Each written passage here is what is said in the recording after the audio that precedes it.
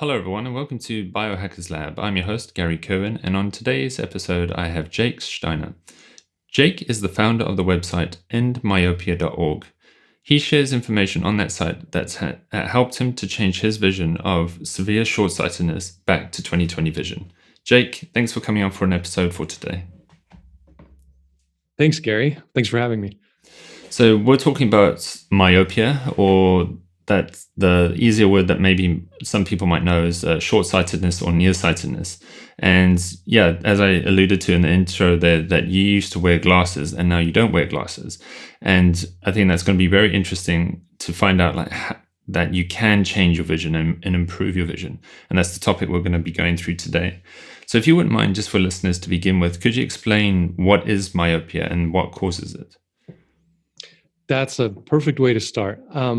The fallacy is, and one of the things that's really, I think, keeping more people from exploring their eyesight is that we're all kind of told through institutional authority that myopia is some kind of mysterious genetic condition or health condition, something that can only be treated by these glasses prescriptions.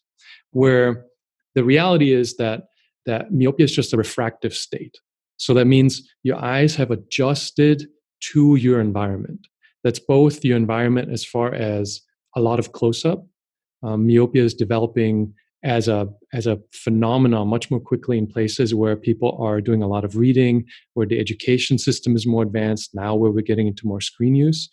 And then there's the part of myopia that's progressive, where you go from just a little bit of short-sightedness to significant short-sightedness.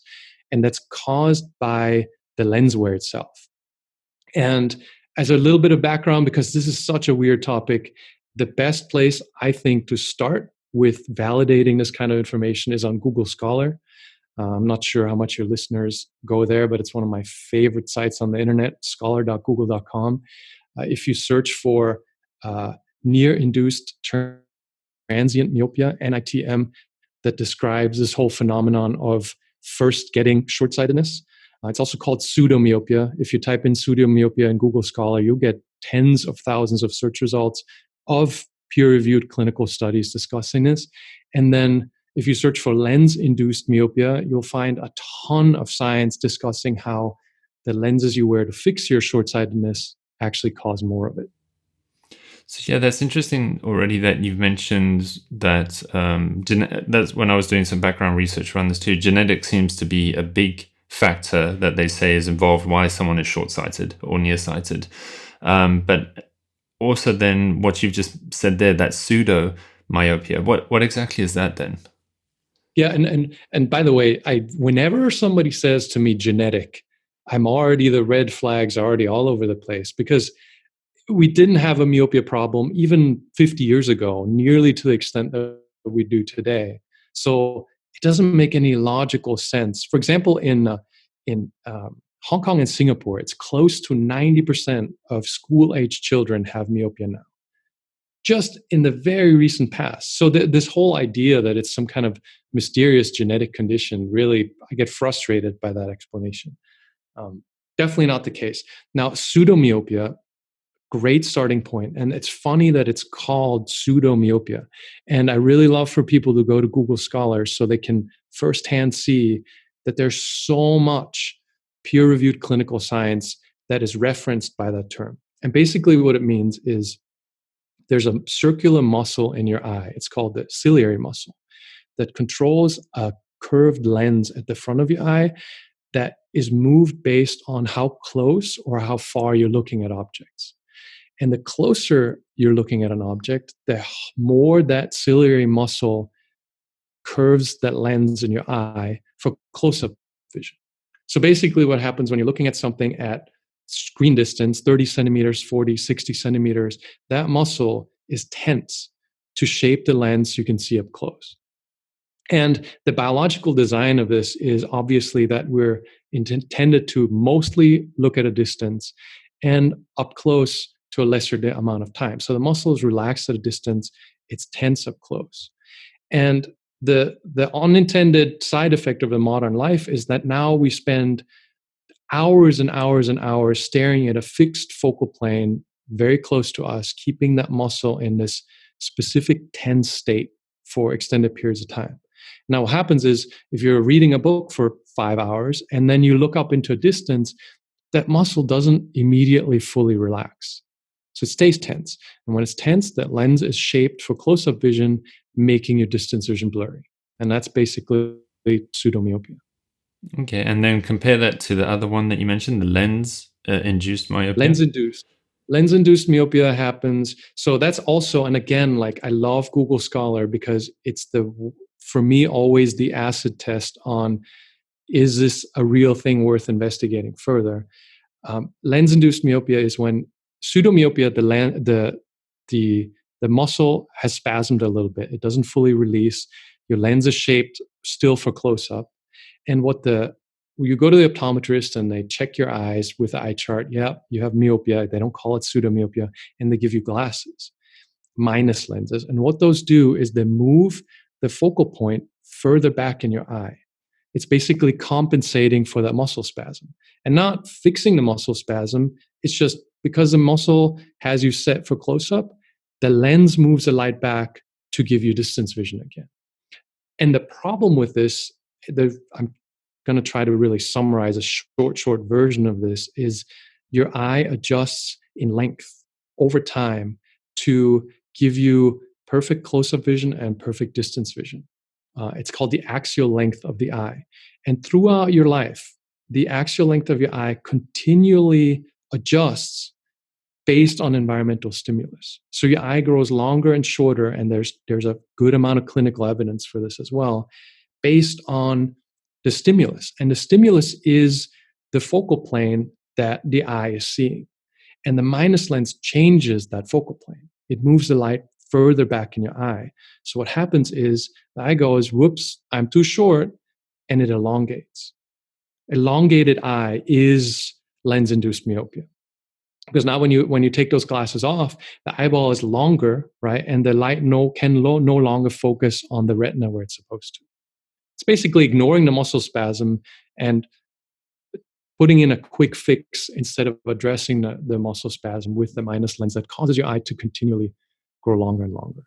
Yeah, so and that's where I think a lot of people who get diagnosed with short-sightedness, one of the concerns that they have is that, well, wearing glasses actually make it worse over time, and then my prescriptions just got to get stronger and stronger. And is this what you're alluding to, that you have the spasm in the muscle in the front of your eye, which is creating the short-sightedness, but then you try put a patch over it, which is the lens correction, which then over time itself induces further short-sightedness. So wearing glasses can actually make you more short-sighted over time. Absolutely. And the fascinating part, and that's why I keep referencing Google Scholar, because this is for most people such a stretch, something they never heard of. And we trust the medical establishment. And I get anxious about this because it's not a medical condition, right? And in a lot of countries, in a lot of cases, the person who gives you glasses isn't necessarily even a doctor, but yet it's masqueraded as this whole medical thing, so you don't question it, right? So people, that's why I like Google Scholar, because you need the sanity check. You type in lens-induced myopia, and there's peer-reviewed clinical science in ophthalmology journals going back decades describing how minus lenses cause increasing myopia. Like it's an unquestionable certainty that in the more you wear them, and especially there's this thing called hyperopic defocus. When you wear distance glasses while you're looking at something up close, the light is moved further back in your eye even than when you're using the distance vision glasses for distance. Hyperopic defocus means that's the stimulus that specifically causes your eyeball to grow longer. Completely well known in clinical science. And that's why most people that have had myopia for an extended period of time have seen these increasing diopter corrections from the optometrist. Mm-hmm. And I guess that's that word that you just mentioned already, dioptic. That's the term that's used to mention how strong your prescription is on your lenses, which you said was the minus number. Correct. And actually diopters, just to put that in a little bit of a people-friendly term, diopters are just inverse meters. So you can measure how far you can see before there's blur, and you can directly translate that distance into a diopter.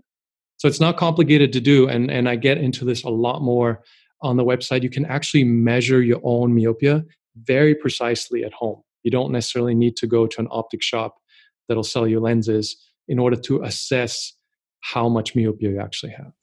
Okay. And an interesting one for me too is, does short-sightedness develop in both eyes at the same time? So, your left and your right, or your right and your left will both be short-sighted at the same amount and progress? Or is it normal that one eye is normally stronger than the other or weaker than the other? That's a good question. We have, all of us have something called a dominant eye, ocular dominance. So there's one eye that's quote unquote stronger, that has great acuity, that focuses faster, that sees better than the other eye. That's why very commonly, if you look at your glasses so-called prescription, you'll see one higher diopter number and one lower one, because most optometrists aren't aware of the biological fact that you have ocular dominance and everybody has a so-called stronger eye. So generally speaking, your myopia doesn't progress at what looks like the same rate because you're getting overcompensated for the so-called weaker eye in the process. Mm-hmm. And commonly, not in every case, because it depends on the individual optometrist, but it's really common to see one high diopter number in one eye and one lower in the other. yeah. So in this case here, we're going to get into the ways to try reverse things, but could you end up doing individual eye, I'm going to call it exercises or treatment protocols to try and help that non-dominant eye so that it's a little bit more in balance with the other one? You definitely can. I found over the years, just for a little bit of perspective, I've been doing this for, I want to say 15 years or so, and with a lot of people. So I'm not really particularly brilliant. I'm just seeing what people are doing, what people are trying, and I collect the feedback. That's kind of my role in this whole myopia thing. I'm just the guy that sits in the middle and hears the stories. What we found is, generally speaking, binocular activities like using both eyes together seems to be most effective, generally speaking, in most cases. Though in individual scenarios where you really have one eye that's further behind the other that needs extra work, sometimes a little bit of single eye focus can be helpful. Okay. Generally speaking, like for most people, if they're wearing glasses, you really want to address both eyes at the same time, and realizing that one eye is non-dominant and it's always going to be a little bit slower at focusing, and it's going to be apparently a little bit less great at seeing clearly. Yeah, and I guess that's what I wanted to also get across, is that I can imagine that you could implement something and your vision starts improving, but it may not be exactly the same, and it's normal that it might not always be exactly the same because of that dominant eye. Absolutely. And I think it's one of the fallacies, one of the many things that bother me about how the mainstream treats this is just because in biology and vision science, the concept of ocular dominance is completely well known. So if somebody gets glasses, they shouldn't get a high adoptive correction for the non-dominant eye, because that's how it's biologically meant to function. Right. So when you see these, like especially the first pair of glasses are usually very low diopters, so like 1 point something. And when you see 1.25 in one eye and 1.5 in the other eye, I'm already like, this guy doesn't know what ocular dominance means, the person who sold those glasses. Like really basic things where I'm like, we're diverging super fast in the mainstream treatment of this from basic understanding of what happens in the biology. So what you mentioned earlier about the eyeball shape and how it lengthens and shortens. So it's adaptive over time, that it doesn't mean if you've got a longer eyeball that forevermore that it always will get stuck like that, does it? It means you can, through training, try change the length of the eyeball, which helps your focus point. Yeah, absolutely. And this is one of there's a string of arguments that I tend to get from the mainstream, and the smarter ones that understand the basic premise of axial elongation, which kind of implies that they have to admit that the glasses cause it, right? Because why else does the eye grow longer? There is actually clinical science studies of the human eye showing that axial change goes in both directions. So the eye is not actually growing longer. Like growing is kind of not quite the right term. It's just adjusting in length. And when when you have the hyperopic defocus, then the eye will elongate, and if you have myopic defocus, the eye will shorten. And that's just part of how it biologically functions. And I get sometimes frustrated because I get into these arguments with people in the industry. I'm like, this is not really like a debate. You know what I mean? Like, this is biological reality that's been validated as how the eye actually functions.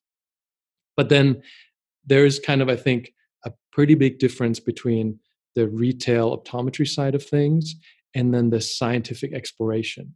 Like, I'm often quoting ophthalmology journals in what I'm discussing, and that's the industry literature, which curiously doesn't translate into the retail practice.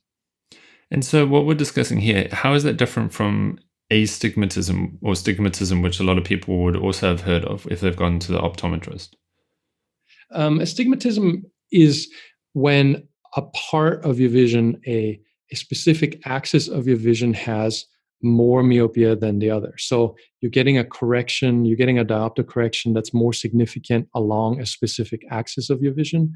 That's why you always, on astigmatism, you have a cylinder number. That's just the myopia degree. And then you have an axis, like which part of your vision is affected by this. And I have quotes from actual ophthalmologists that are saying that real astigmatism is quite rare. On the other hand, getting corrected for astigmatism isn't that rare, because when you sit in that chair, the measurement is subjective, right? Like they're putting lenses of varying diopters in front of your eyes, including astigmatism correction, and they just ask you, do you see better this way or that way, right? And you just pick whichever way you think, but you're not being told at the time, hey, I just added some cylinder correction. Do you really think you need this, right? Because now, once you introduce the cylinder correction, you can actually create lens-induced astigmatism, which is a problem, because now when you take your glasses off, not only is the world blurrier, but you're also getting a weird double vision sort of directional blur, which makes it even harder to function without your glasses. Mm. So maybe let's get into how to introduce someone to the concept that they could, as you have in your personal story, go from wearing glasses to 20/20 vision. I can imagine even parents listening to this, and they're giving their kids glasses to wear at school. Is there an opportunity that with their kids they could already start doing some work so that they could maybe even not have to wear glasses at school? Absolutely. And we're having a lot of discussions with parents. We have a Facebook group that I didn't really want to start, but then we put it up there, and that's been growing like a weed on its own. There's a lot of parents in there having discussions. We're at like 14,000 members or so, I think, right now. This just happened all by itself.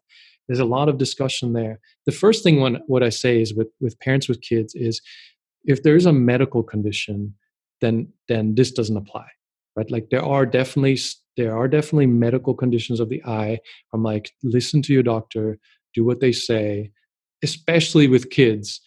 Be really conscious of what are you actually dealing with, because I'm not one of those people who doesn't believe in modern medicine or medical issues or cures or treatments.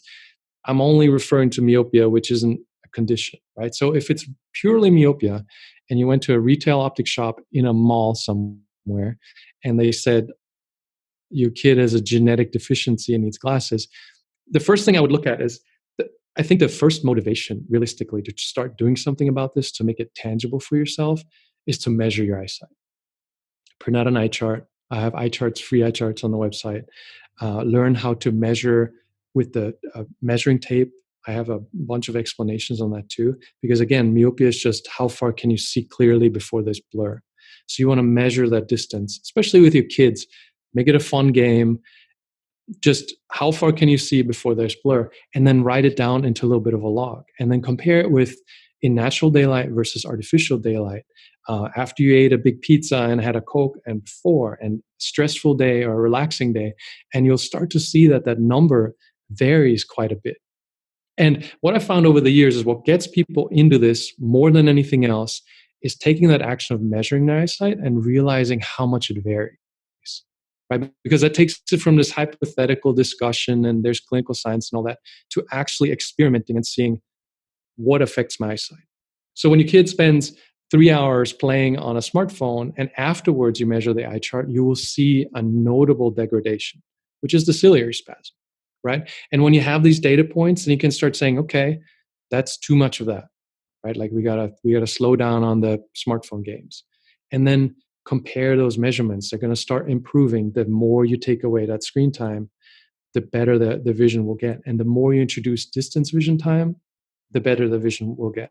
And especially if they're wearing glasses, not wearing distance glasses during close-up is a big help in not having the myopia increase, Yeah, right? and Because that's the distance glasses is the hyperopic defocus in close-up, and that's really the main driver that makes myopia progress.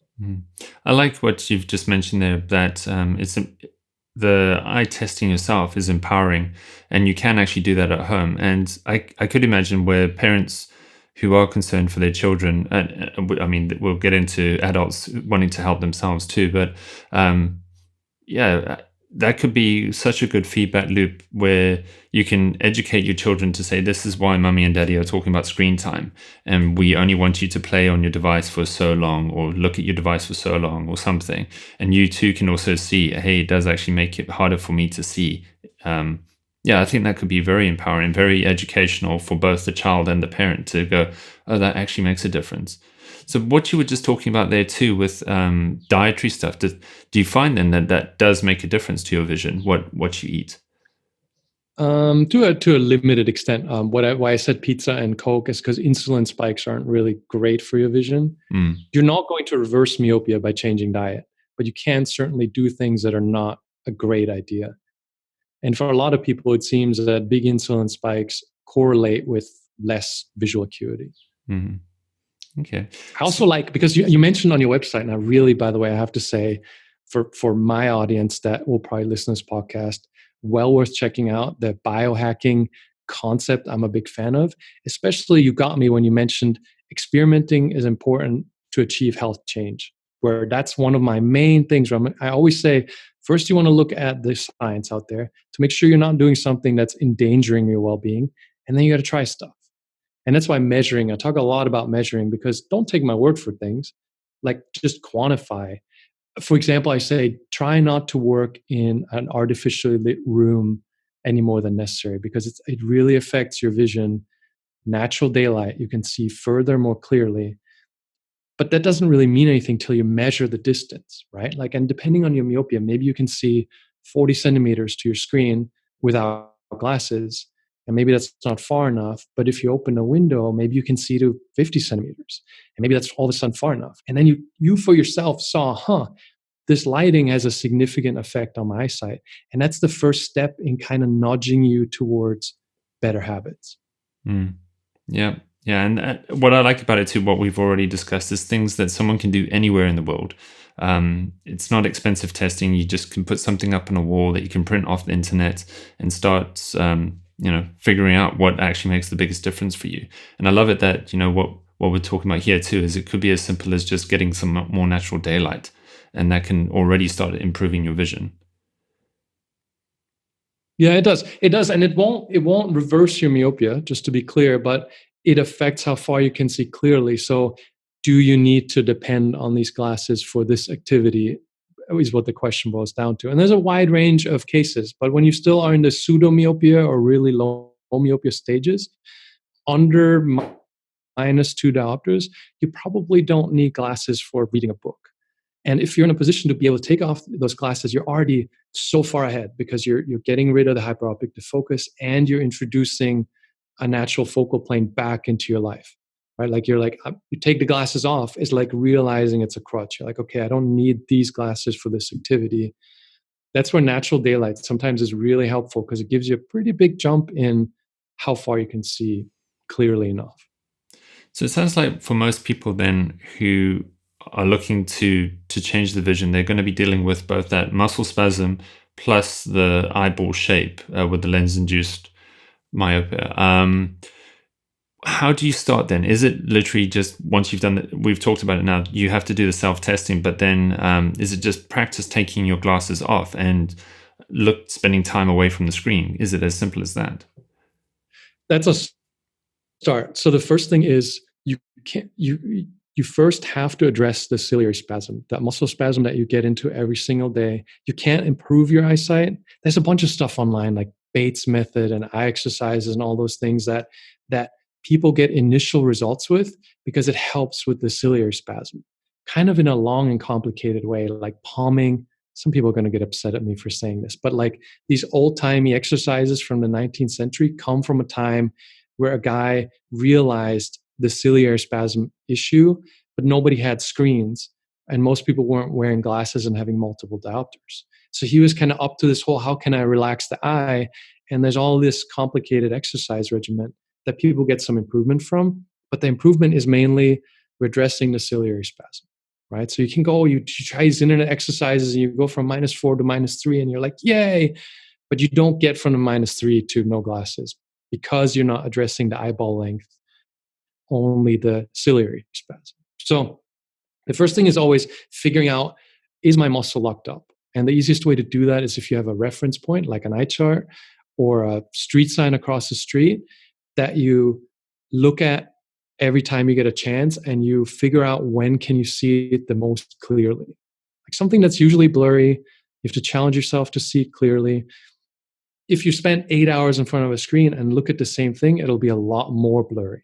So then you know, okay, it's the same me, same person, same lighting, same distance, same everything, but I can't read the thing anymore. So now you know, okay, that's where my eye muscle is locked up. And then if you go for an outdoor walk, right, and you go for a half-hour walk, read the sign again. Is it more clear? And then with that over time, like it takes a little time to get to know yourself on that level, but after a week or two of doing that, you realize, okay, if I spend 3 hours on a screen, I need an hour walk. Just for example, right? To where that distance sign or that eye chart is at the same clarity that I know I should be at. So you start being able to go, okay, this is how much it takes for me to not go backwards or be in this locked up state. Once you figure that out, you can actually start improving your eyesight. And that's kind of another longer topic of gradually reducing how many diopters you wear. There's a main stimulus that's you're challenging your eyes with a little bit of blur, right? So say for example your diopters are -4, right? And with a -3.75, you can't see 20/20, you can see 20/30. Just as an example. That 20/30 now when you're outside, you can still see everything clearly, people's faces, but like distant car license plates are now blurry. Now you can like challenge yourself and you can clear up a little bit of blur with practice. I call it active focus because there was no term for it, but just the idea of, okay, it's blurry, but if it's not too blurry, I can clear it up. And that becomes the ongoing activity of giving yourself strong enough correction where you can see, but a little bit of challenge at the far end, and then building a habit around that challenge. And I'm really simplifying this, but in a nutshell, that is the habit, or those are the two habits: reduce the muscle spasm and then keep your eye in a state of light, ongoing challenge.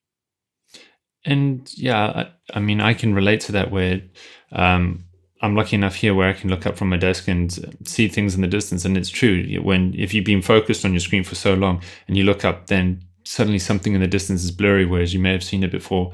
And then if you just try really concentrate to relax, which is kind of like an oxymoron where you have to concentrate to relax, but then it suddenly can just start coming back in again. And so that is just showing, hey, that's trying to relax that ciliary muscle. And I'm interested, just wondering, what do you think happens at night then when people are using their screen devices, maybe before they go to bed, and then they just go to sleep? Does the ciliary muscle completely relax then when they've slept and they're going to wake up with normal vision again? Or would it maybe even still stay locked? That's the one of the main things that made this such a difficult journey. It took me a long time to reverse my eyesight compared to where we're at today. Is individual biology varies, and it makes it really hard to quantify something like this in a general answer. What I found is it's not uncommon if you spent a bunch of time reading before going to bed that waking up in the morning you still have ciliary spasm. It's not uncommon. And I used to think, hey, that I sleep and my eyes are relaxed, but that doesn't seem to be, at least not universally, the case. Easy way to check, right? If you have your landmark distance that eye chart or that sign across the street, and you just check it in the morning. And then you can start assessing, is this a habit I may need to tweak or address? Mm. And then I'm wondering, is there any benefit then that people, this comes into the lighting effect again, that at night, there's a benefit then of having a less lit room or house at night just to allow your eyes to relax. So if you have been challenging your eyes hard throughout the day, that don't have the bright lights before you go to bed too, because you actually need a darker environment to allow your pupils to dilate and the ciliary muscle to relax. Yeah, most likely. And the problem, and one of the other things that I've figured out over time is that in order for you to reverse your myopia, you have to address all these things in a way that fit into your lifestyle habits. Right? Like exercise-based things generally don't work because myopia is not high enough on anybody's list to spend hours a day like working on it. So it becomes one of those things where you kind of use that measuring technique to figure out how much of a bad habit is this. Because maybe you love to read at night and giving up reading at night isn't worth it for you. But maybe you read at night, you do have some ciliary spasm, but when you go to work in the morning, you can take the bus not from the next stop, but 2 stops away. And you're getting a walk in with distance vision time. And maybe that's enough to address that ciliary muscle spasm. I'm a huge fan of realizing what will be ideal, but then tweaking it to where you can say, I can do this every day without it dropping off because it's too much effort. Yeah, build it as a lifestyle versus having to dedicate time away from your lifestyle, which aggravates people. And it's like gym, that's why some people are like, I just don't want to do it. It doesn't fit in with my lifestyle.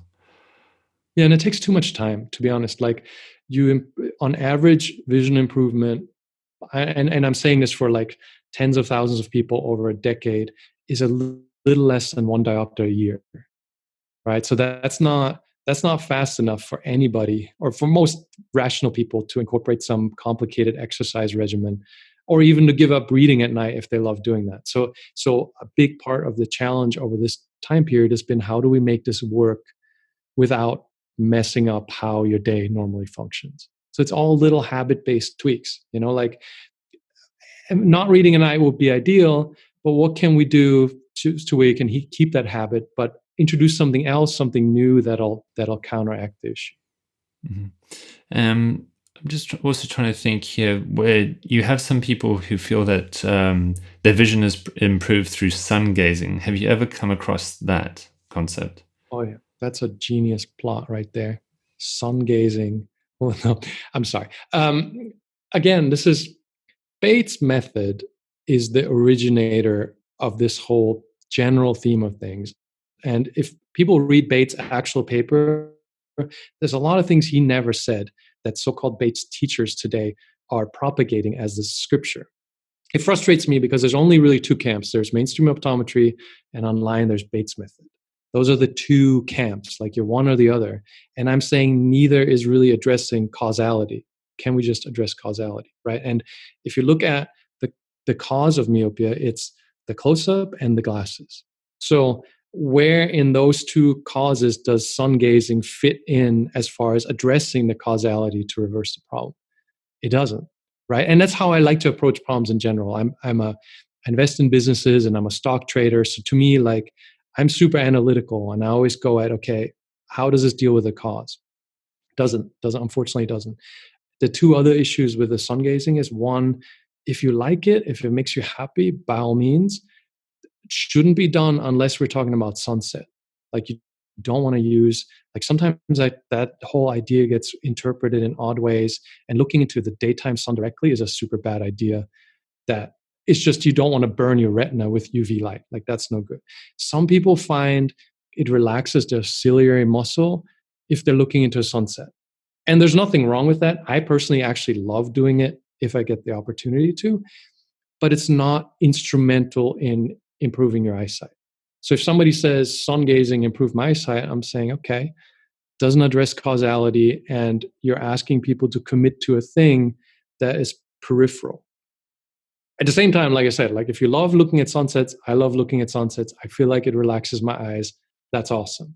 Just don't look at it as that's the magical answer. Yeah. And maybe there is it that also if you're looking at sunsets when the sun's setting, it's you're practicing distant vision then, looking, allowing your eyes to relax and just stare into the distance, be it a mountain that it's setting over, the sea, a beach or something. Absolutely. And I think one of the biggest challenges is that when we're talking about myopia, what we're really talking about now is screen addiction.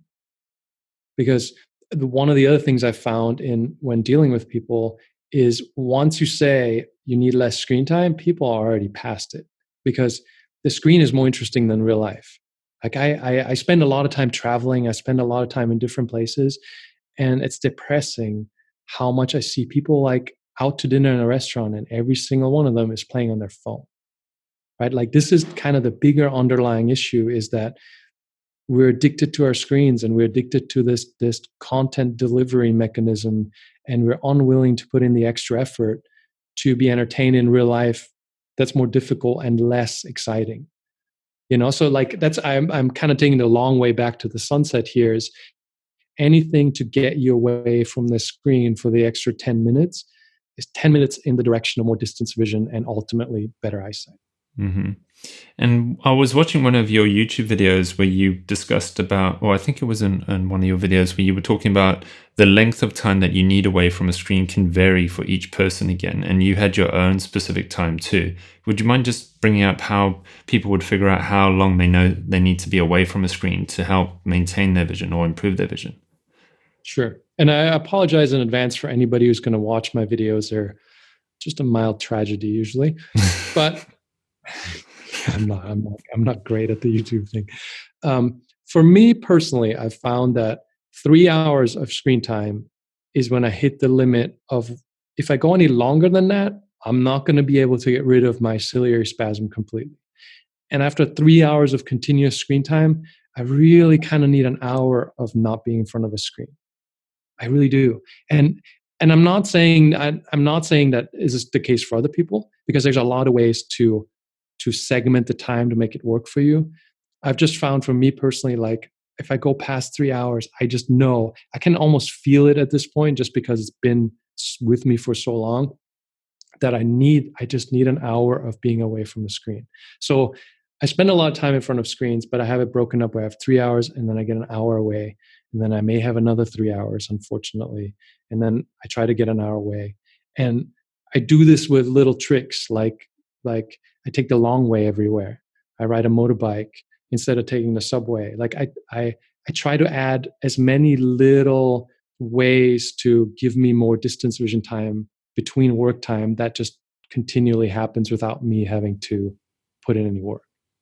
Yeah, and I mean that's a good habit too, to break up your a sitting habit in a way too that you're getting up, you're challenging yourself, you're moving around, you're getting outside. There's whole other ancillary benefits to just trying to improve your eyesight at the same time. There, it sounds like.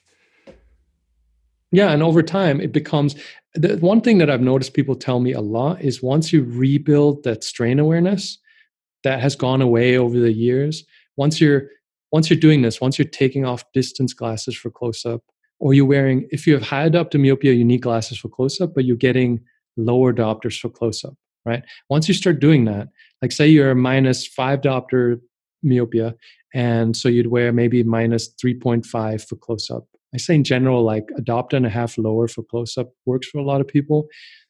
If you do that for a while and you adopt better habits and you're starting to slow down with the screen time and start like you're walking in the right direction, you cannot go back to wearing distance glasses up close, and you can't go back to 8 hours in front of a screen because you will feel it. Like you will physically feel the discomfort from all that strain you're putting yourself through that people stop being aware of because they're slowly acclimated to it. And now they don't have that biofeedback awareness anymore that this is really straining my eyes. So you're going to have people who have to work in offices, close up to screens all day as their work. What kind of They have to solutions? quit. All of them have to quit. There we Quit go. immediately. No, it's not. I mean, the vast majority of people that participate in this work in front of screens. I mean, that's. I think I made one of my tragic YouTube videos specifically about this idea. Web developer. I'm in front of screens all day. Can I still improve my eyesight? Mm. And the answer is absolutely yes. And it all goes back to, you have to have a reason to want to do it, A, and then B, you have to adjust lifestyle to make it possible. So what I personally did, I kind of figured this out from scratch. So I didn't really have the benefit of understanding the bigger picture from the beginning. But what I've done over time is finding more hobbies that are more interesting than a screen. Because otherwise, I'm continually keeping myself away from a screen. I'm fighting this addiction, which is a losing battle. So, for example, this is kind of far out for a lot of people, maybe, but I picked up kite surfing. I had a job in Florida a long time ago, and I was like, how do I go home and not sit in front of the TV? And there's wind there and there's beach there, and that was still nascent at the time, but there was kite surfing. And that's one of those things where you get adrenaline and you get outdoors and you get learning and you get a new group of friends. And that's actually more fun than YouTube. So maybe I spent 8 hours in front of a screen day trading. But then when I was done with that, I really wanted to see my kite surfing friends rather than sit in front of a screen. So I think what's most effective is just to go, okay, these screen hours I can't change, but what can I do with my life instead of wasting it staring at YouTube that could be more interesting? And it's kind of a longer term exploratory thing. Like, I remember I took hang gliding lessons and that did not work out well. But it was kind of an ongoing quest of like, what could I do with life? Right? Like, because now we have this luxury of screens that makes it really easy to waste your life by not having your own actual experiences anymore. Right? So be a web developer, sit in front of a screen all day, but then find a way to make it worth living that doesn't involve a screen. Mm. And I'm also thinking that then, would you say that when you're working on a screen, the problem I found is that, the information on the screen might be intense, so you end up concentrating on points like spreadsheets or numbers, and then over time you naturally find your body and your head is drawing closer and closer to the screen as you're trying to concentrate on things, whereas your HR department or occupational health department at the office will be saying, hey, you've got to keep this X amount of distance from your screen. But when people are concentrating so hard over time during the day, they just get closer and closer to their screen. And is it another way is just conscious relaxation, saying, hey, stop getting so close to the screen. You've got to, step back, blur your eyes a bit or something, just change, look away. And that's a part of breaking up those hours of concentration. Yeah, I always refer to ergonomically comfortable distance, because you want to measure your distance to blur on a screen, and then you want to buy glasses that give you clear vision just for that ergonomically comfortable close-up distance. And then it's habit building. Like, people are always hard on themselves. They're like, no, I hunch forward, it's so bad. Okay, that's cool. That's what you're doing today. Let's slowly work on a habit to catch yourself doing it and then not be mad at yourself, but then just sit back again. The more you do it, the better you get at it. And it's never perfect, because sometimes I look at charts and there's so much going on that I end up moving forward. But then I catch myself and I go, hey, and then you move back. And again, you move back to a point where there's a little bit of blur, and then you challenge your eyes, right? And you just added that minute of a positive habit to your life. Like, you're slowly changing the direction. Like, this whole eyesight thing is like a tanker. Like, you can't change it in a day. Like, all this internet stuff of better vision on a weekend, it's not possible. But just like a tanker, you want to realize you're going to make small adjustments over time that kind of pull you in the right direction. And again, here at the end of the day, you got to have a reason to do it. Like, if you're picking up a hobbit, you could pick up a hobbit or a habit, a hobby that promotes your distance vision, then you're going to want the distance vision, and then you will improve because you need it. You use it for something, right? And then I'm also thinking where people, you kind of brought it up a little bit earlier, was that challenge with the license plates. So even if you're doing some driving, you could start challenging yourself to see how many cars ahead can you see the license plate, and sort of have a game like that to see, are you improving? For sure. And the more you're building those habits, and that falls back into parents with kids games, kids can be a great tool, not just to improve their own vision, but for you to improve yours. Because if you come up with games of reading the license plates and traffic, very often the kids will be the ones bringing up those games and forcing you to play it and keeping you from, because your kids take after you, right? If you're lazy about it, then your kids will be lazy about it. So the kids sometimes can be an inspiration for you to go, I have to improve my sight because otherwise my kid's going to go, whatever, this is nonsense, right? And kids love to play games. Like I have a 3-year-old and he's not allowed to play with phones. We're not playing with phones, but we're always doing distance vision stuff, you know? Yeah. Kids keep you young. They definitely challenge you and remind you what's going on with your body, and your vision will be one of those. What do you think about then supplements for eyes? Because there's a big market out there about taking certain types of supplements for your eyes. What do you feel about those? So the myopia.org, I checked last year, had about 1.2 million regular readers. 1.2 million. I couldn't believe it because I don't really look at stats and all that stuff. I don't really care. But I was thinking I could make so much money selling supplements. It'd be amazing. I'm joking here. And I actually just made a video today making fun of eye vitamins. It doesn't work.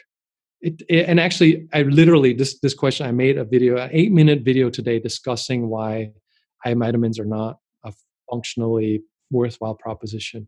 And the short version of it is, if you have nutrition deficiencies, you should address those, right? Like go get a blood test, vitamins, minerals, check all the panels, figure out what is actually wrong, and then fix that. Because your whole body is a system, right? Like it's not just your eyes. Like if you have vitamin deficiencies, they're affecting other parts of you. Address those. Specifically only for the eyes, yeah, the vitamins that play a role, absolutely, for sure. But it is fairly unlikely that you're going to address myopia. Again, remember causality, right? Like the eye vitamins are not going to change your screen time, and the eye vitamins are not going to help with the hyperopic defocus you're getting from the minus lenses. So they're a huge business. There's major companies selling eye vitamins. I'm sure I could make a lot of money selling eye vitamins, but I just tell people you don't want deficiencies in general, and to improve your myopia, just address the causes. We all wish there was a magic pill. If you eat this pill, and I could sell a lot of those pills because you don't have any real responsibility afterwards. You're like, hey, these vitamins are good for vision. Science says, and I'm going to sell them to you. And then people buy them. And then it's kind of like one of those, maybe this will do, right? It kind of keeps us from really addressing the problem. Mm-hmm. But when you were talking about the spasm too, something I was thinking about was supplements that people can take to help muscle cramps in a way. So your magnesium is one example there. Do you think there's any benefit then for people who might take something like that would generally help muscle relaxation, like a magnesium? Would that even improve the muscles in the eye? It's very well possible. And again, this is why I don't say eye vitamins don't work. I'm saying if you have a deficiency, it's going to manifest elsewhere as well. Right? Like, so it's not about eyesight. Like if you have a concern about a vitamin deficiency, I'm not a doctor, I'm not a nutrition expert, and I really am not. What I personally did for myself is blood panels. And I had serious vitamin B deficiencies that I was never aware of. And then I went and addressed those. And systemically, I improved all kinds of stuff. I had some zinc deficiency, and actually I couldn't lift weights. Like my joints would hurt for days. And I took some zinc for just a week or so, and I've never had that pain again. Fantastic. But I look at that as more systemic. Does your body need vitamins and minerals? Are there things missing? And I'm a big fan personally. I'm not saying this is the right or the wrong way. I love blood panels because I love to quantify what does the data say, and especially before and after. Like I took a bunch of B vitamins and I took another blood test to see like did this level things out. So I'm just saying this in my experience, vitamins alone haven't really had the desired outcome of not needing glasses anymore. Yeah, so they haven't moved the needle. The return of investment hasn't been the greatest compared to the other things that the other habit changing things that you've had to do. And I'm an idiot because I could sell eye vitamins along with all the actually functional advice and make a bunch of money while also helping people. But I just feel it wouldn't be super honest. Because it just doesn't, you're spending money on a thing that I don't know what the return is on it. But already, and the tip you gave earlier about having a home testing kit yourself. I mean, if someone really felt that it was making a difference, a certain supplement, then they could try quantify it through the eye chart, I guess, as a way to see like, oh, actually, I do feel a difference, or I have noticed since I started taking this for the last 30 days, it's making a difference. It'll just be another data point that they could work from. And for sure, and I would encourage that Mm, absolutely, because anything that gets people to investigate the eyesight, all roads lead to Rome on this one, right? So if you're trying with vitamins first, by all means, I'm not dissuading you. All I'm doing is saying that wouldn't be my starting point in my experience to most efficiently address the issue. But mm. if you love it and if you think that there's an issue there, by all means, because whatever gets you measuring gets you on that road. Yeah. And the tips you already gave there, I would agree. You know, there's other actionable tips to do before you even get to that stage. That's going to give you the improvement that people are looking for. That time away from the screen, just trying to look into the distance for a while, doing a walk where it's forcing you to look into the distance at times. Those habits there are going to be stronger than taking a single supplement, but still abusing your eye focus time through a lot of screen time. Can I come back on your show though if I ever start a supplement line and kind of change this whole thing Yeah, sure. just a No little bit? problems.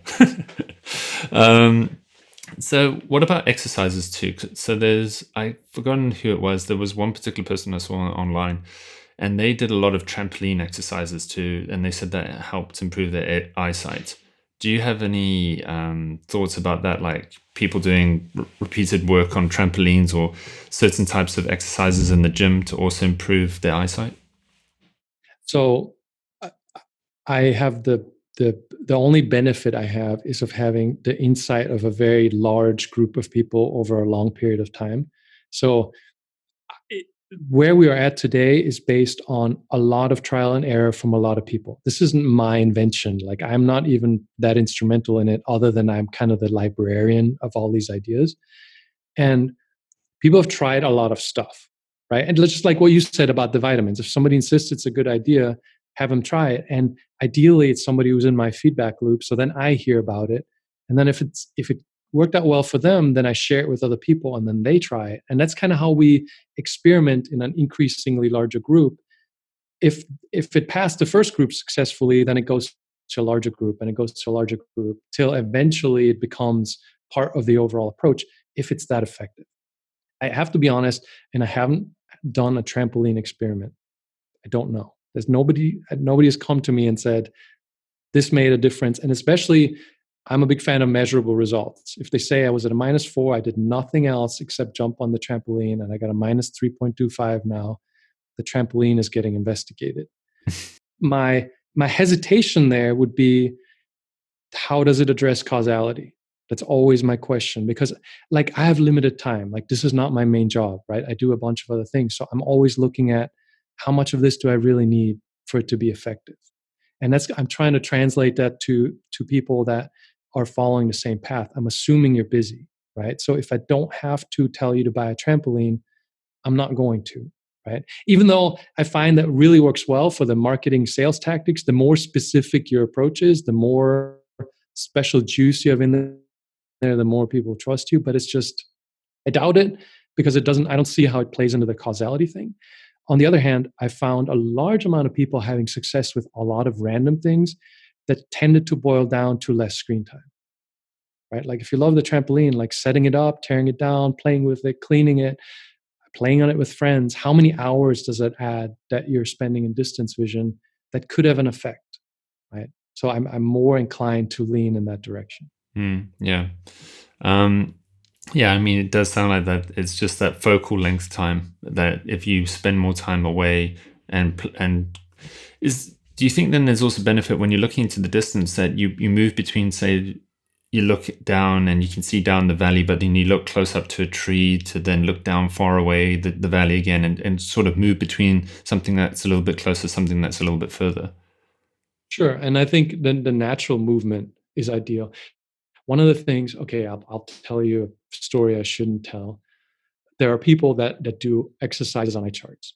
They specifically sit in front of the eye chart and they try to read the smaller and smaller letters. And in an unusual amount of people, that has caused faster improvement than the average.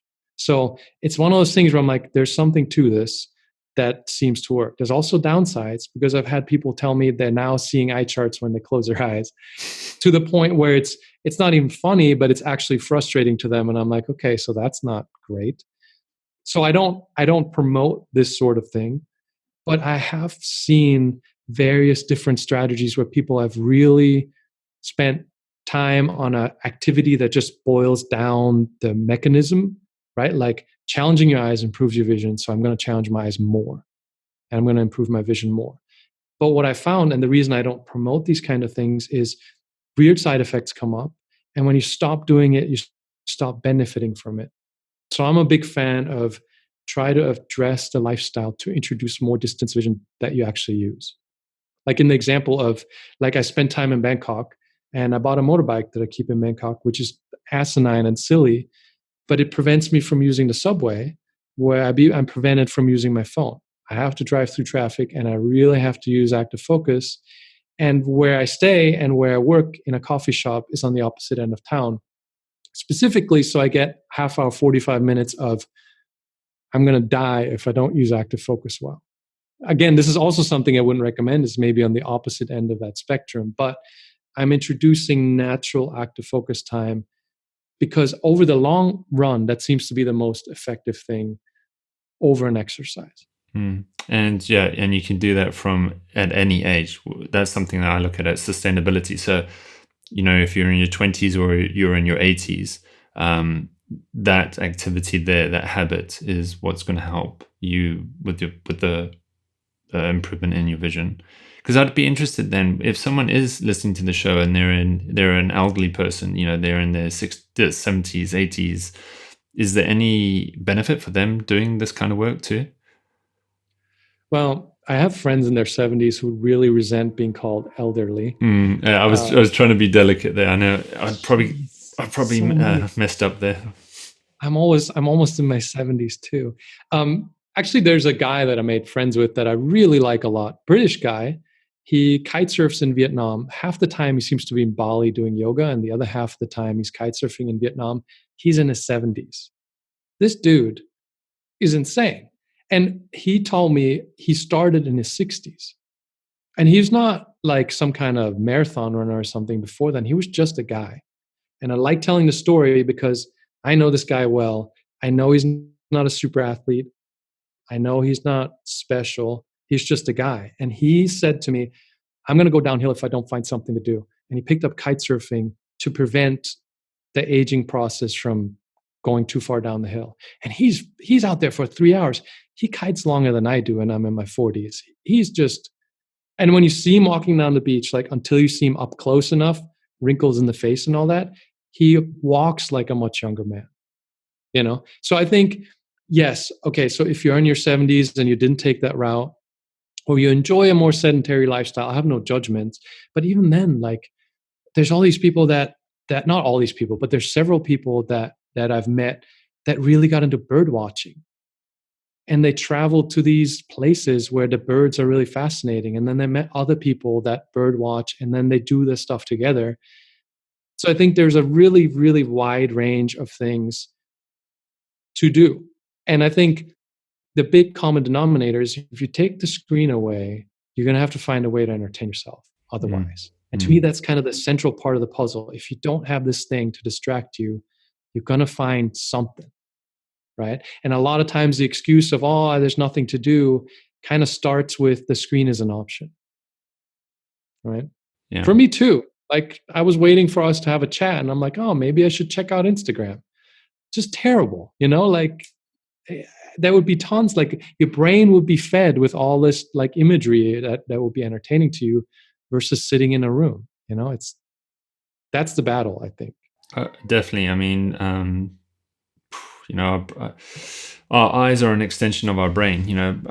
I tell people your eyes are actually brain tissue, the neural tissue. So they are, yeah, absolutely. Yeah, and devices are geared to changing your psychology, your brain health.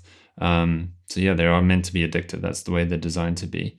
It's a challenge, and it's going to be forevermore. That's just the world we live in now, the modern world. So we have to learn how to work with these things. We're coming up near the end of our chat here, but if someone wanted to implement some of the suggestions that you have with your program, then how long do they have to wait before they may start seeing a change in their vision, a positive one? There's an upfront learning curve. The best way to start is I have a 7-day email guide, and it's broken up into 7 days because there's plenty in each individual day, like teaching you how to measure, teaching you how centimeters convert into diopters. Some of the stuff we already touched on, like how to deal with close up and distance. Some of the biology basics, I think, is a good starting point. And from there, there's a ton of stuff on the side to learn. And I'm kind of in the process of working on finding ways to condense that, because the way it all works is it's all free. Like all the things I've learned over the past decade and a half, I put in there for free. Hundreds and hundreds of articles and how-to guides and stuff. And sometimes people get annoyed with me at the volume that's not organized. So I apologize in advance to any of your listeners who go there and go, what in the world? So there's a learning curve. But I think reasonably, if you just say, I'm going to add this to my list of things to explore, figure about a month till you're at a point where you understand your eyesight better than your local optic shop does. I think that's goal number one, is that you know more about your eyes than the people that keep you in lenses, right? And from there, you should improve. Like initially, there can be kind of a big improvement, which is mostly from your glasses are too strong anyway and the ciliary spasm. So on the site, you'll find I try to post people's improvement reports a lot, and there's hundreds of them. You often find that somebody improved a full diopter in 90 days. Not that uncommon. But that's not really like a realistic goal. It's just in the beginning, you realize you're overcorrected, you're wearing glasses that were too strong, you fixed your ciliary spasm, and maybe you went from a -5 to -4, which is super encouraging, right? Because you saw possibly, not necessarily, but possibly a big jump. And from there, most people improve at a rate of about a quarter diopter every 3 to 4 months. And this is a really, that number is really commonly the case. Like it's in a wide range of people, that's about what happens. Every 3 to 4 months, get your wallet ready, you're going to buy new lower diopter glasses. And 2 pairs. That's the worst part, is you're buying lower glasses for close-up and you're buying lower glasses for distance 3 to 4 times a year. So if you're dealing with a local optic shop, they're going to love you a lot because you're going to be their best customer. But also you probably want to investigate either getting deals with them, right? Like getting better prices, or possibly buying online. I'm not a big fan of buying online, but you're going to make a lot of reductions. 3 to 4 years is completely normal. Yeah, and also fun. And because the other thing, and this topic could go on for hours, is every diopter that you're lower, the quality of your vision improves dramatically, right? Because high diopter, like if you take off your glasses and just hold them just like a couple centimeters in front of your face, you'll see how much smaller the image gets immediately and how distorted it gets. That's one of the price to pay for minus lenses, is they're compressing the image. So if you have a high diopter myopia right now, you're not seeing the world the way it really is. You're seeing a smaller, scrunched version of it. And every diopter that you reduce, the world becomes notably larger, right? Like you see more clearly, you see better. It's worth every diopter that you're improving. Unfortunately, it just means buying a lot of glasses along the way. Well, that's just the price we have to pay, I guess, sometimes, to know that we're getting better, and that's a good better. So it's a good price. Jake, if someone wants to find out more, do you have, then you've got your website, which we mentioned earlier, and you can mention it again, but also if there's any other points that you say you want them to follow you on certain social media accounts or other places, are there any particular links you want to share for listeners at this point? I appreciate that. I want your listeners to definitely not follow me on social media, because that's just screen time on social media. Yeah, I do have an Instagram, and it only exists. The idea was to promote ideas to live away from screens. And if people are already on Instagram, I figured maybe that'll be a place to tempt them away from Instagram. Don't follow me on it. It's not that interesting. I would do the 7-day email thing casually, take your time with it. We have a pretty active Facebook group that I would say maybe join after you do the email series. We also have a forum. If the Facebook group is too scattered for you, that's more focused conversation. I would look at it more of as just like a longer term I'm going to learn about my eyes, right? Like if that's your goal, is I'm just going to understand my eyesight, you're at a great start. And then myopia is a really good destination to answer a lot of questions that you're going to run into along the way. Perfect. I think we have a YouTube channel, but that's also a terrible tragedy. You'll find it on the website. You can just listen to the audio only. I try to do more of that since people say they prefer not to read, but just a site in general. Yeah, perfect. And I'll link to all of that in the show notes. But I just want to say thank you for all the points that you've shared. I really enjoyed that. I mean, there's so many actionable tips, and that's always what I love when I get to speak to guests who can just share things that, again, anyone listening anywhere right now, be it a main city, a rural place, anywhere, any country, that they're able to implement things today themselves if they wanted to. And you definitely shared those points, I feel, today. Cool. Awesome. And for my listeners who generally like to listen in on these podcasts too, can I just ask one question? Sure. You tried the carnivore diet. What was your take on the whole carnivore thing? So with the carnivore diet, that was a good experiment that I did. I did a strict carnivore myself for 30 days back in January in 2018. And yeah, I'm always looking at different options. I feel people need to just know what are the options out there that suit their bodies best. And I just wanted to know, what's it like to eat only meat for 30 days? And it's sustainable. You can definitely do it. And there's a lot of people who are thriving doing that too. And there's probably multiple reasons why that's occurring too. And you'll probably find that people will be using the hashtag meat heals, and they'll be talking about their vision in there too. So you may find some stories out there about people who said, "Hey, I adopted a new way of eating and my vision changed." And it could be like you mentioned earlier. Is it a nutrition thing? Is it an inflammation thing? What is it? Who knows? But yeah, it could be helping certain people. But overall, I would definitely say if someone is interested in different ways of eating and they are having problems, and that's usually why someone has a diet, it's either for managing weight, inflammation, pain, something, the carnivore diet is an option to try it out. I still think of it as a very good entrance as an elimination diet. So if you're going to cut everything out, even vegetable matter that could be stimulatory for inflammatory conditions, just try meat for 30 days or 14 days and see if you see a symptom change. And then thereafter, you'll start learning about yourself and you can start adding in certain elements. So it's a very easy baseline. And again, hopefully most people can get access to meat, and they can do that anywhere in the world. And I do think there's a lot of malnourished people in the world, from a protein aspect, and especially as we age, we actually need more protein as we age. So I think it's a healthy option. It just depends how long you want to be strict or how far you want to go with it too. Yeah, I'm going to explore that some more because I keep getting into these conversations with people, but I haven't yet tried it myself. So that's kind of one of the things on the list to experiment with. Yeah, I'd love to be able to experiment with all different kinds of diets. So imagine that you'll probably find certain people, if we tie this back into vision, that maybe certain people thrive on a vegan diet, a particular type. Like I've had one guest, she's keto vegan for type 1 diabetes, and that's the best thing for her to manage her diabetic symptoms, and she's thriving on it. But it's it's very difficult because there's challenges in that alone, being vegan too. So I kind of look at it as one swing on the meter to the other swing, which is all meat too. We've just got to play around and see what suits our lifestyles, what makes us feel good.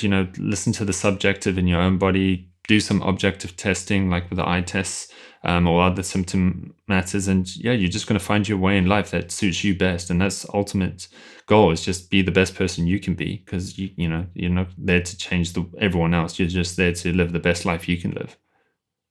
Yeah, for sure.